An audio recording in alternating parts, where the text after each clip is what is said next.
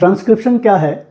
पहले आप ये जानिए कि जो सेल के अंदर इंफॉर्मेशन फ्लो करती है वो डीएनए से आरएनए की सिंथेसिस होती है और आरएनए की सिंथेसिस के बाद जो है प्रोटीन की सिंथेसिस होती है। तो ट्रांसक्रिप्शन जो है वो डीएनए डायरेक्टेड आरएनए की सिंथेसिस है by the enzyme RNA polymerase. RNA polymerase enzyme जो है डीएनए से आरएनए की सिंथेसिस करता है और जो आरएनए की स्ट्रैंड की सिंथेसिस होती है वो कॉम्प्लीमेंट्री बेस पेयरिंग के द्वारा वो डीएनए के बेसिस से वो कॉम्प्लीमेंट्री बेस पेयरिंग होती रहती है। ये देखिए यहाँ पर एक डीएनए मॉलिक्यूल है और यह डीएनए का डबल हेलिक्स है। इसके दो स्ट्रैंड्स हैं, एक 5 प्राइम टू 3 प्राइम डायरेक्शन है और दूसरे का 3 प्राइम टू 5 प्राइम डायरेक्शन है। और ये एंजाइम है आरएनए पॉलीमरेज, ये सिंथेसिस करेगा डीएनए डायरेक्टेड आरएनए की। इसी प्रोसेस को कहते हैं ट्रांसक्रिप्शन। जो आरएनए की सिंथेसिस होगी और कॉम्प्लीमेंट्री बेस पेयरिंग के बेसिस पर होगी। जैसे डीएनए के दोनों स्ट्रैंड्स एक दूसरे से कॉम्प्लीमेंट्री बेस पेयरिंग करते हैं, उसी तरह से जो आरएनए की सिंथेसिस होगी वो भी कॉम्प्लीमेंट्री बेस पेयरिंग करेगा डीएनए के एक स्ट्रैंड से।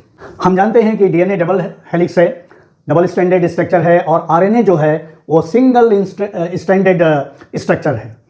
दोनों पॉलीमर हैं, दोनों मोनोमर से बनते हैं, दोनों न्यूक्लियोटाइड के पॉलीमराइजेशन से बनते हैं।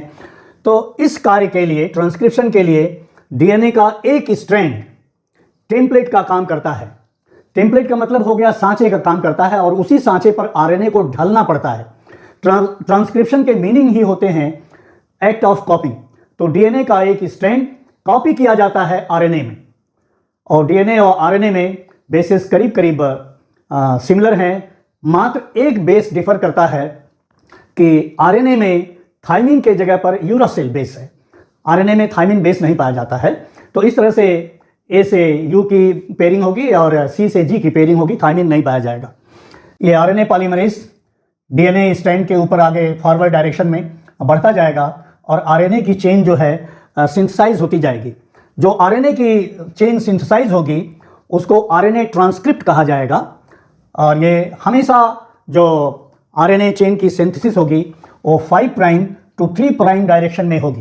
ये देखिए 3 प्राइम है डीएनए के एक स्ट्रैंड का, तो ये जो रेड कलर का स्ट्रैंड है वो टेम्पलेट का काम कर रहा है, सांचे का काम कर रहा है और इसी पर आरएनए की सिंथेसिस हो रही है। ये डायरेक्शन ऑफ ट्रांसक्रिप्शन है।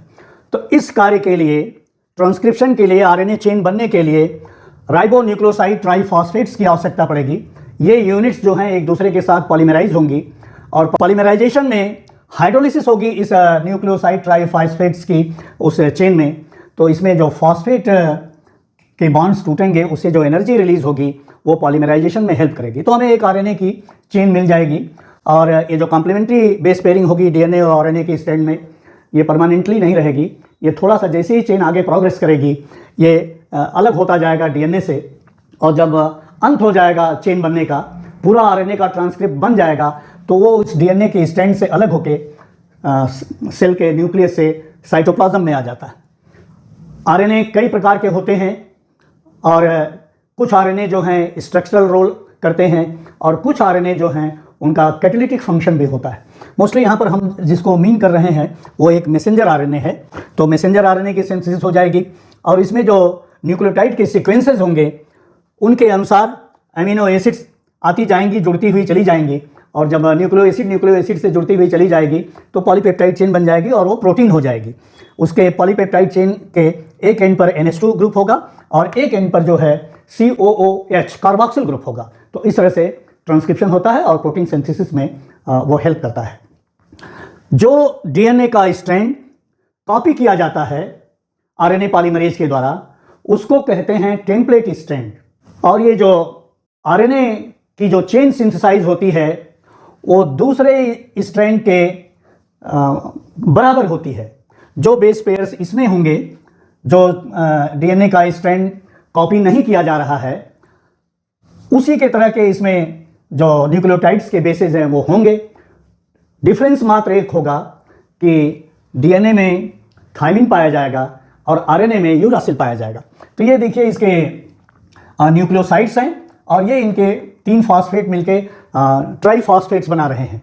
तो adenosine triphosphate, गोनोसिन triphosphate, cytidine triphosphate और यूरासिल जो बेस होगा वो बनाएगा यूरिडीन न्यूक्लियोसाइड और उसका 3 फॉस्फेट लग जाएगा तो यूरिडीन ट्राइफॉस्फेट हो जाएगा। तो इस तरह से ये मिलते जाएंगे। तो जो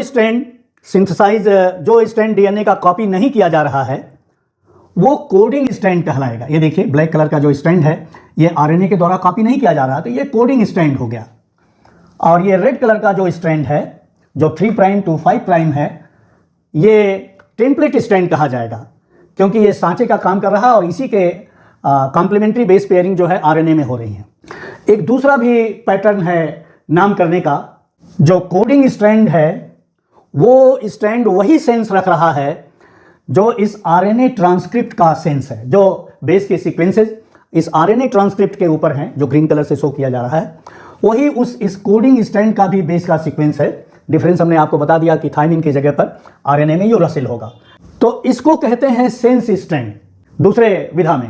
और जब इसको सेंस स्ट्रैंड कहेंगे जो टेम्पलेट स्ट्रैंड है उसको एंटी सेंस स्ट्रैंड कहते हैं।